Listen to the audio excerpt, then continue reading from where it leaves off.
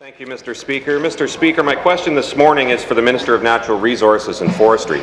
Mr. Speaker, this summer my riding of Sudbury and the surrounding area has seen a significant increase in black bear sightings. Already this year there have been over 2,000 calls to the Ministry's bear reporting line. This is an increase from the 1,400 calls reported in 2014. Mr. Speaker, last week I organized a meeting with the local municipal leaders, the police service and the Ministry of Natural Resources and Forestry to discuss black bear management. Constituents in my riding are concerned about the increase in bear sightings in the community and want to know what is being done to ensure public safety. So, Mr. Speaker, through you to the Minister of Natural Resources and Forestry, can the Minister please explain what is your ministry's role when it comes to managing black bear encounters? Minister. Speaker, thank you, Speaker. And I want to thank the Speaker, the member, for his question. I know that this has been a difficult summer for him and for his community of Sudbury in regard to this particular issue, and I want to thank the member for his advocacy on this particular file.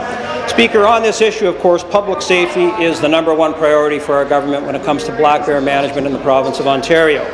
You, your family, your property, in any circumstance where you feel threatened, the first and appropriate response is 911. There's been no equivocation from our government under any circumstances. That is absolutely the first thing that you should do. Once they're on the scene, Speaker, the police have the ability, where they feel it's necessary in certain circumstances, to call the MNRF for further support on this file. That happens on occasion. But we want to be clear, Speaker, the police agency is absolutely the appropriate response as a first responder in any emergency situation, including black bears. So I want to thank the member for his advocacy on this issue, Speaker. And there's more to say in the supplementary. Thank you. Supplementary. Thank you, Mr. Speaker. I'd like to thank the Minister of Natural Resources and Forestry for that answer. Recent meetings with municipal leaders in the local police service and the MNRF representatives are a positive step in coordinating our response efforts to bear encounters in my community. Mr. Speaker, constituents in my riding have asked what options are available to address bear counters. Some have suggested that trapping is an option. Others claim that MNRF needs more resources.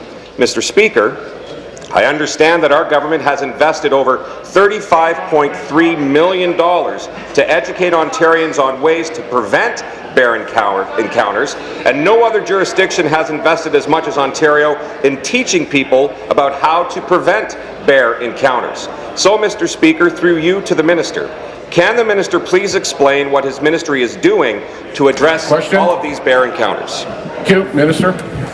Well, Speaker, thank you, and again thank the member for the question. I want to start by addressing the resourcing issue, Speaker. I know that the third party has been in Northern Ontario this summer suggesting that the issue related to black bears is a result of declining resources from our ministry. I would remind especially Northern Ontarians that it was the NDP when in government that cut the MNR budget by some 21%, Speaker.